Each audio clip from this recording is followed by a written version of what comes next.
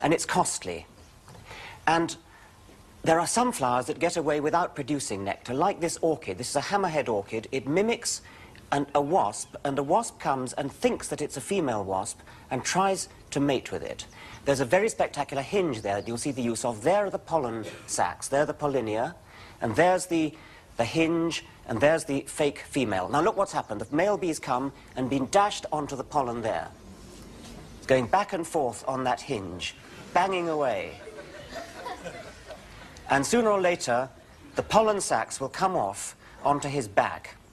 There he is now with his back there, and there are the pollen sacs on his back. And he flies off, and then he'll mate with another flower, and just the same thing will happen. This is a bucket orchid. An even more ingenious trick it uses. It's dropping fluid into the bucket there. This is an attractive fluid. There's a special kind of green bee which is attracted by that fluid. It comes to the flower, and it falls into the bucket. There. It's trapped there. The only way it can get out is through a special hole that's provided for it by the orchid. There's the hole. It's the only way out, and the bee has found it.